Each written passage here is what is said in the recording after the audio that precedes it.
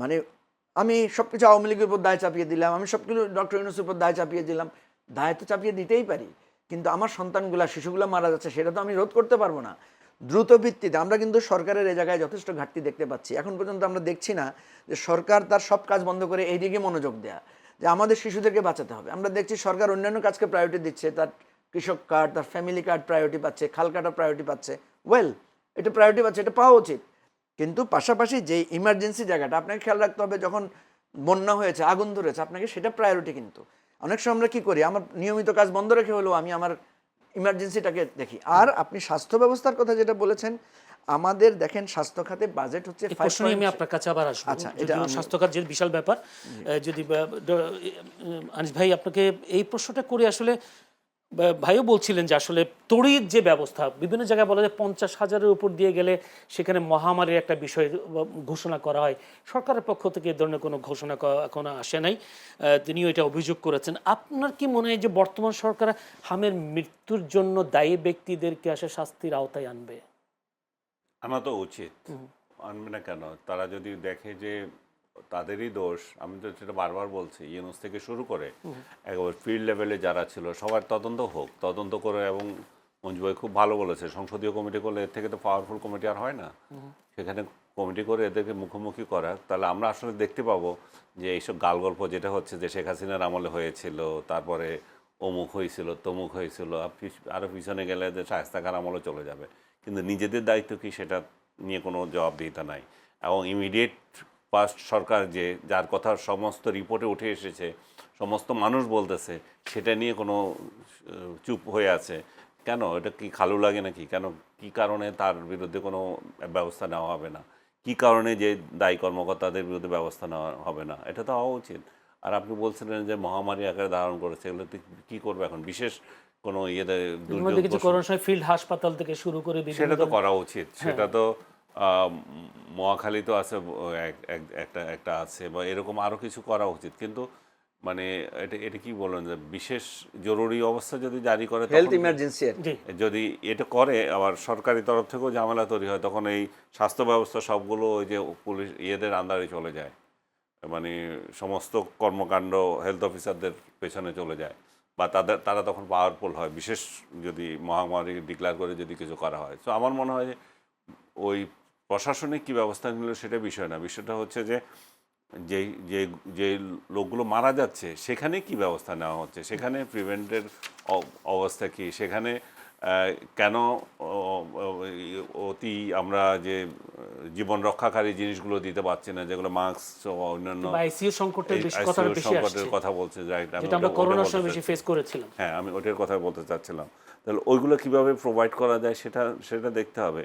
এবং সরকারের তরফ থেকে এটাকে গুরুত্ব কতটা দেওয়া হচ্ছে সেটা নিয়েও মানুষ কোয়েশ্চেন করে।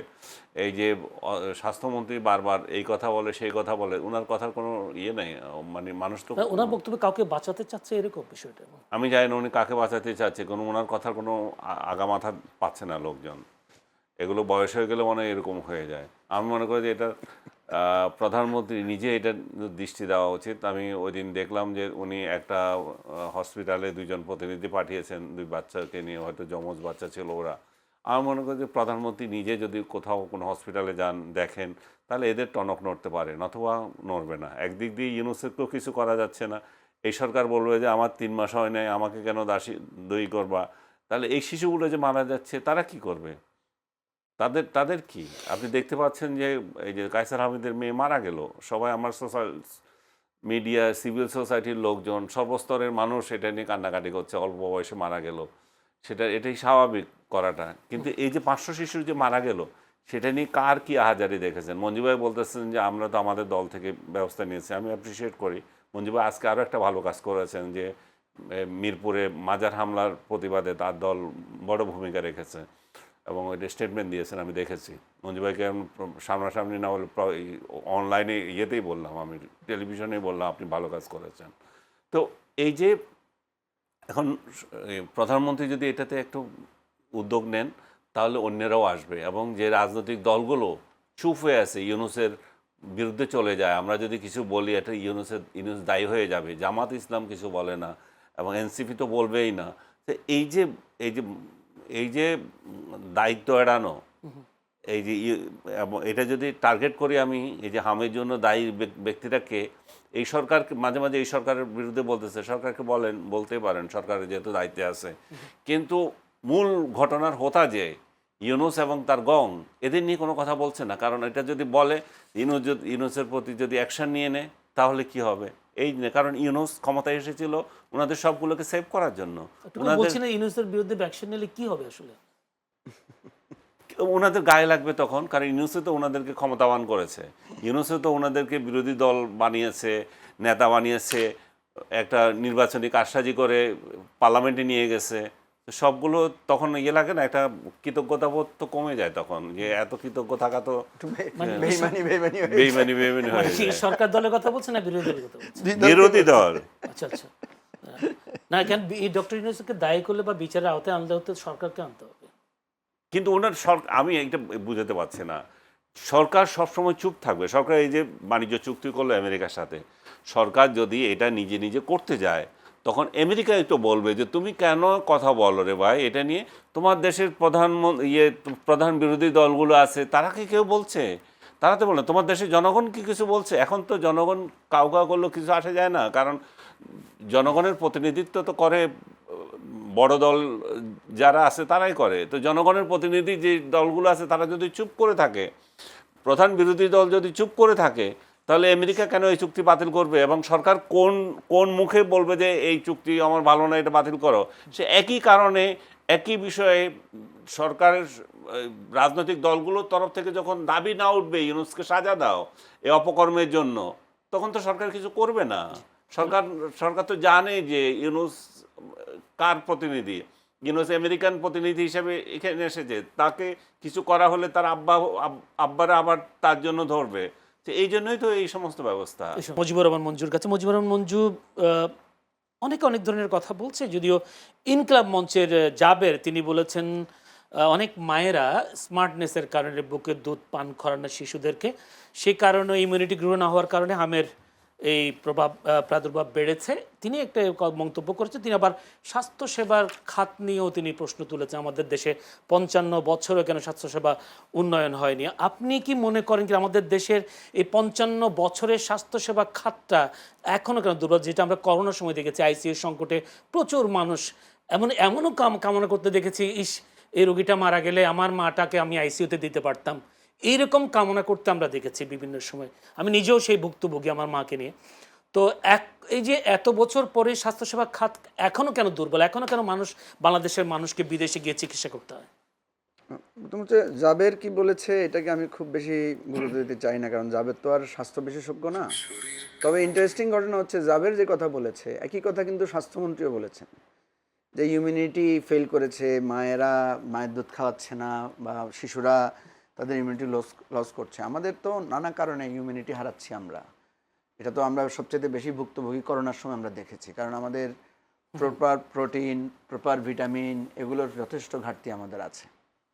কিন্তু এখানে আমি যেটা মনে করি যে ছোট ছোট অনেক কারণ থাকতে পারে, এটাও একটা কারণ। মায়েরা ধরেন, আবার এটা তো আরবান মায়েরা করে, আমরা যদি দেখি যারা কর্মজীবী নারী তারা হয়তো ব্রেস্ট ফিডিং করতে পারে না, নানা কারণে হতে পারে। তো তাহলে তো কর্মজীবী নারীদের সন্তানরাই বেশি আক্রান্ত হওয়ার কথা ছিল, কিন্তু আক্রান্ত হচ্ছে একদম গরিব, যেখানে মানে আপনার আইসোলেশন নাই, সেখানে এই জায়গাটাগুলো হচ্ছে। এখন প্রশ্ন হচ্ছে যে আমাদের যে স্বাস্থ্য খাত, ধরেন আমাদের স্বাস্থ্য খাতে আমাদের বরাদ্দ হচ্ছে 5.3% বাজেটের। হ্যাঁ, তো এখন আমরা যদি দেখি প্রায় 41,908 কোটি টাকা হয়েছে গত 25-26 অর্থ বছরে। কিন্তু ওয়ার্ল্ড হেলথ অর্গানাইজেশন যেটা WHO সাজেশন হচ্ছে 15% বরাদ্দ করতে হবে। আমরা যারা সাধারণ নাগরিক আছে, ধরেন আপনার একটা ইনকাম আছে, ওনার একটা ইনকাম আছে, আমার একটা ইনকাম আছে, আমার যে ইনকাম সেই ইনকাম থেকে প্রতি মাসে আমার হেলথের জন্য কত খরচ হয়, আপনার কত খরচ হয়, ওনার কত খরচ হয়। আপনি দেখবেন আমাদের কিন্তু আমাদের যে ঘর ভাড়া, ছাত্রদের বাচ্চার স্কুলের বেতন, বাজার খরচ, এগুলোর মধ্যে চিকিৎসা খরচ কিন্তু আমাদের প্রতি মাসে একটা যায়, এবং এটা কারোরই আমাদের 10-15 ভাগের কম না, নানা কারণে, যাদের আরও মানে নানা ধরনের ডিজিজ আছে। যেমন কারো বাসায় যদি একজন ডায়াবেটিস পেশেন্ট থাকে, তার তো প্রতি মাসে 4-5 হাজার টাকা তার ডায়াবেটিসের জন্য খরচ হয়। আমার মায়ের ডায়াবেটিস আছে, প্রেশার আছে, আমার মায়ের পেছনেই ধরেন 8-10 হাজার টাকা শুধু চিকিৎসা খরচই যায়। সন্তানদের এগুলো যায়। এখন কথা হচ্ছে যে এই যে আপনার আমাদের দেশের চিকিৎসা খরচ কেন যাবে, যেদিন আমাদের প্রেস কনফারেন্সে আমাদের দলের সেক্রেটারি এটা বলেছেন যে আমাদের মন্ত্রণালয়টার নাম কিন্তু স্বাস্থ্য মন্ত্রণালয়, চিকিৎসা মন্ত্রণালয় না। না, আমাদের যত বরাদ্দ সব হচ্ছে চিকিৎসার জন্য, আমাদের যে সুস্বাস্থ্যের জন্য। আপনি দেখবেন আমাদের স্বাস্থ্য মন্ত্রণালয়ের মূল ফোকাস হওয়া উচিত কিন্তু আমাদের স্বাস্থ্যটা ঠিক রাখার জন্য। আপনি যদি উন্নত দেশগুলোর দিকে তাকান দেখবেন ওদের হেলথ সেক্টরের বেশিরভাগ মনোযোগ হচ্ছে আপনাকে আগে সুস্বাস্থ্য ঠিক রাখা। চিকিৎসার জন্য কিন্তু ওদের চিকিৎসা কিন্তু খুব ভালো পাবেন না আপনি। আপনি দেখবেন ওরা খুব সিরিয়াস হচ্ছে ইমার্জেন্সি চিকিৎসার জন্য। আপনার ইমার্জেন্সি আপনি চিকিৎসা পাবেন, কিন্তু আপনি এমনি চিকিৎসার জন্য অনেক লাইন। আপনি আমাদের দেশে যেরকম আজকে যায় কালকে কিডনি অপারেশন করে ফেলতেছে, পরশু যায় স্ট্যান্টিং করে ফেলতেছে, ওখানে আপনি সিরিয়াল ধরেও পাবেন না সেগুলো। ওরা দুইটাকে ইম্পর্টেন্স দেয়, একটা হচ্ছে ইমার্জেন্সি যেটা এখনই দরকার, দ্বিতীয় হচ্ছে যে আপনার ইনফেকশিয়াস ডিজিজ যেগুলো আছে, যেগুলো সংক্রমণ বাড়ায়, ওগুলোর ব্যাপারে তারা খুব সিরিয়াস।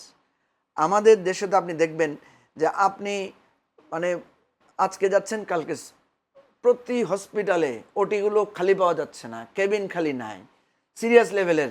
আর এক ট্রিটমেন্ট আপনি একই কারণে মাথা ফাটা নিয়েও আপনি ঢাকা মেডিকেল কলেজে যান, ইমার্জেন্সিতে মাথা ফাটা, পা কাটা, আঙ্গুল ভেঙে গেছে, আগুনে পড়ে গেছে, ভ্যারাইটিস পেশেন্টরা যাচ্ছে।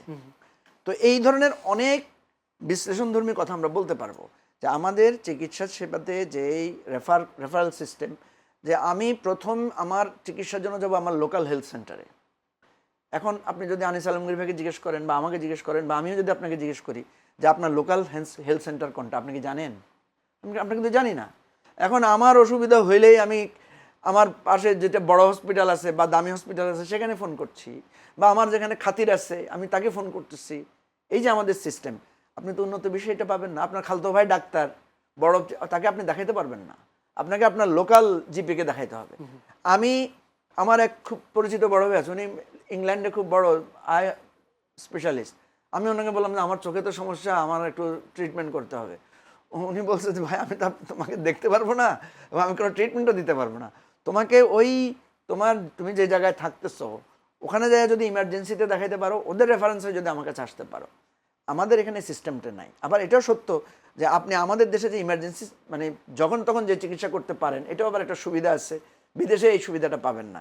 আমি মূল কথাটা যেটা বলতে চাচ্ছি, আমাদের যে হেলথ সেক্টরটাকে নানা দিক থেকে নানা ধরনের ত্রুটি বিচ্যুতি যেগুলো আছে, যেমন একটা বড় সমস্যা হচ্ছে আমরা সবসময় এই সমস্যা নিয়ে আলোচনা করি কিন্তু সমাধান নাই, সেটা হচ্ছে আমাদের কেউ গ্রাম পর্যায়ে থাকতে চায় না। আমার কাছে কয়েকদিন আগে এক ভদ্রলোক আসছে, আয়সা বলতেছে এই ডাক্তারটা খুবই ভালো, উনাকে এই মানে ওই কুষ্টিয়া কোথায় যেন ট্রান্সফার করেছে, উনাকে ভাই একটু নারায়ণগঞ্জে বা ঢাকায় রাখতে হবে।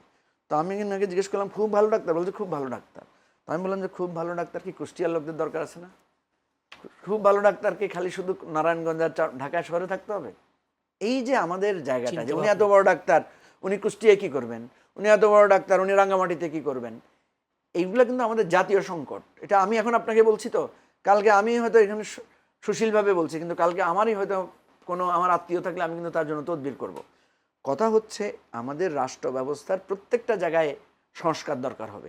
আমরা যে স্বাস্থ্য খাতে সংস্কারের কথা বলেছিলাম, এই সংস্কারগুলো কিন্তু কিছুই হয় নাই। আপনি দেখবেন ইন্টারিম গভর্নমেন্টের সময় আমরা যখন স্বাস্থ্য মন্ত্রণালয়ে গিয়ে দেখেছি, সেখানে বিএনপিপন্থী ডাক্তার আর জামাতপন্থী ডাক্তারদের প্রায় সময় এখানে মারামারি হতো, এবং সেটা কি পোস্টিং ট্রান্সফার নিয়ে। এখন আমার মনে আছে যে এই যে আমরা যে নূরজাহান বেগমের সমালোচনা করছি, আমি দেখেছি উনি কিন্তু এই পোস্টিং ট্রান্সফারের ব্যাপারে এক ধরনের আপনার ওই যে অনলাইন সিস্টেম চালু করেছেন, সেখানে তদবির করে কেউ ট্রান্সফার পাবে না, শেষ মুহূর্তে উনি এটা নিয়েছেন। এবং আরও একটা বিতিকিচ্ছিরি ঘটনা দেখলাম যে আমাদের জুলাই অভ্যুত্থানে যারা আহত হয়েছেন তাদের একটা বিরাট অংশ আই হসপিটালে ভর্তি ছিল। তো যাদের ধরেন ট্রিটমেন্ট শেষ, এখন যার চোখ নষ্ট হয়ে গেছে তার তো আর এখানে ট্রিটমেন্ট নাই, তাকে হয়তো আর উন্নত চিকিৎসার জন্য পাঠাতে হবে, তাকে বাসায় পাঠানো যাচ্ছে না, সে হসপিটালেই থাকছে। হসপিটাল কিন্তু বসবাসের জায়গা না। উনি একদিন বললেন যে আমি তো হসপিটালে ওই রোগীরা যারা গেছে ওরা তো ওখানে পার্মানেন্ট থাকতেছে, এদেরকে তো আমি সরাতে পারছি না। তখন কারণ সেন্সিটিভ ব্যাপার, আপনি জুলাই আহতদেরকে হসপিটাল থেকে সরাবেন, এটাও তো আবার নিউজ হবে যে উনি সরাই দিচ্ছেন ইত্যাদি ইত্যাদি করতেছেন।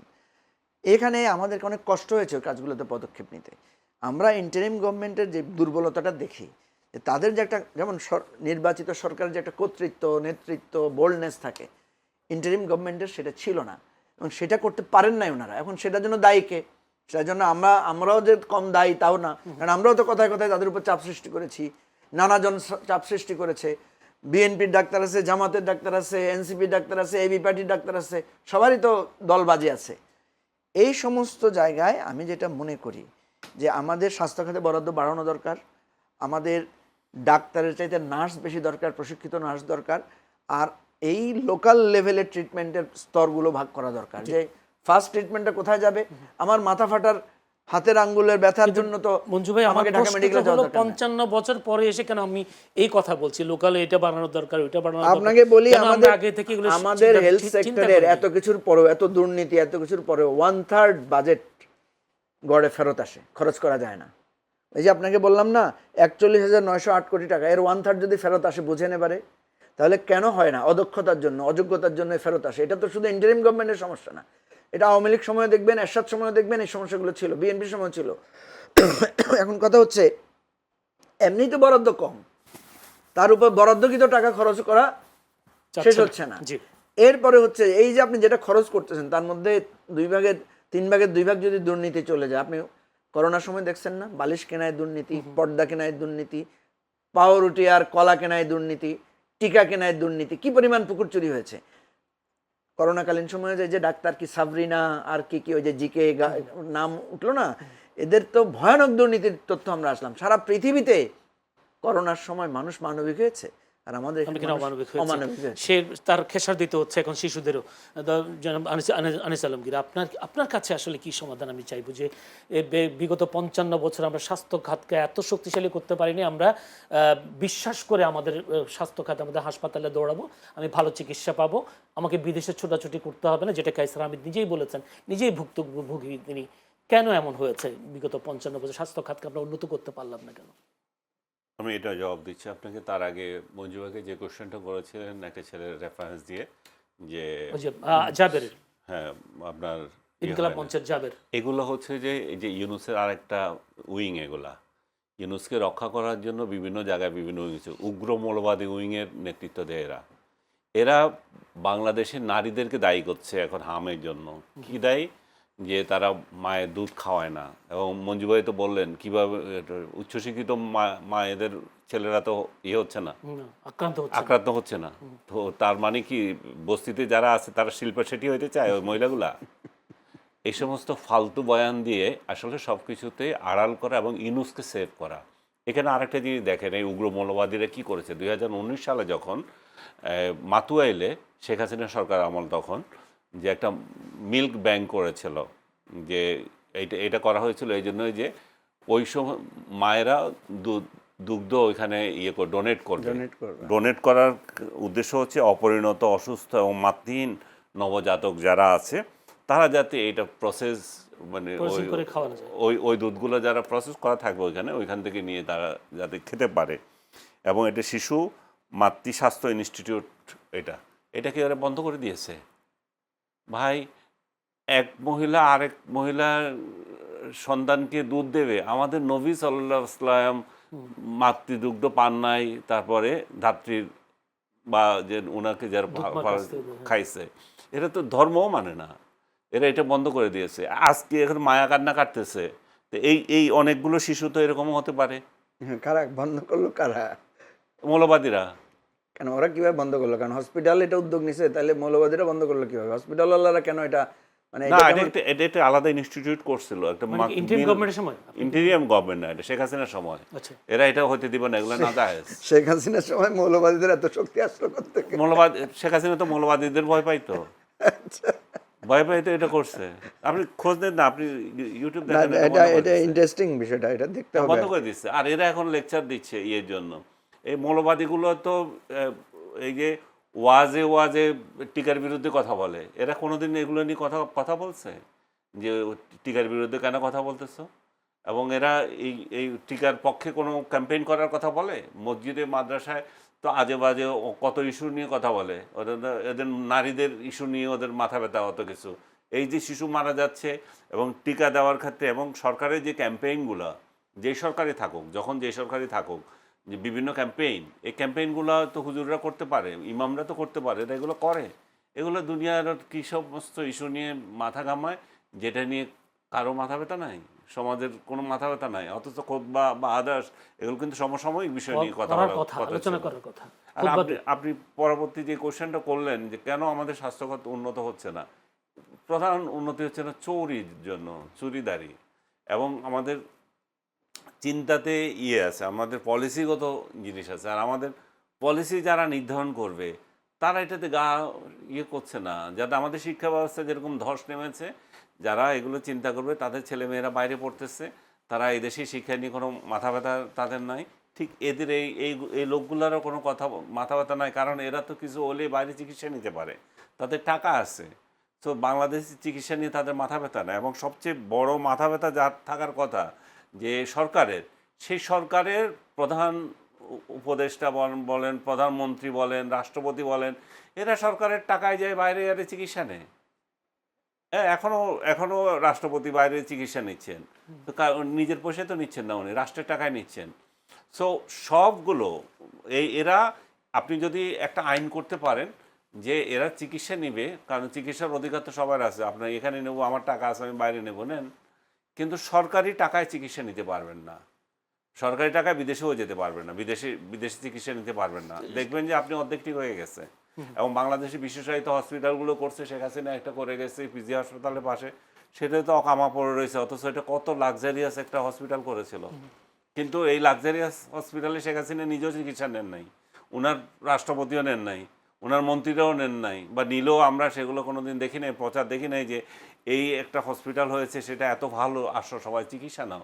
তার মানে হচ্ছে আমাদের ধারাবাহিকভাবে আমাদের সরকারগুলোতে যারা থাকে, মন্ত্রী এমপি যারা যারা থাকে, তারা চিকিৎসা ব্যয়টা এবং সরকারের আমলারা সরকার থেকে পায় এবং এটা বাইরে গিয়ে পায়, এই জন্য এগুলোর প্রতি তাদের। এখানে আরেকটা কারণ দেখেন কিনা, স্বাস্থ্য খাতের উন্নতি না হওয়ার পেছনে চুরি তো যে আছে, বড় পেশাজীবী একটা। যারা ডাক্তার, যদি মঞ্জু ভাই একটুখানি বলেছিলেন বিএনপির ডাক্তার, জামাতের ডাক্তার, আওয়ামী লীগের ডাক্তার, এরা যে সময় ক্ষমতা থাকে, এখানেও কি তাদের কি কোনো মানে ঘাটতি দেখেন কিনা, তাদের দায়ী দেখেন আমি কিনা? এটাকে খুব বড় আকারে দেখি না, কারণ যে যখন ক্ষমতা থাকবে তাদের চেলারা থাকবে। এখন জামাত, ইন্টেরিয়াম গভর্নমেন্ট আমলে জামাত এখানে নেতৃত্ব দিয়েছে, যা সমস্ত পোস্টিংগুলো ডাক্তারি চিকিৎসা খাতে জামাতিরা দখল করেছিল, এখন এগুলো আস্তে আস্তে বিএনপির কাছে যাবে, যেতেই পারে।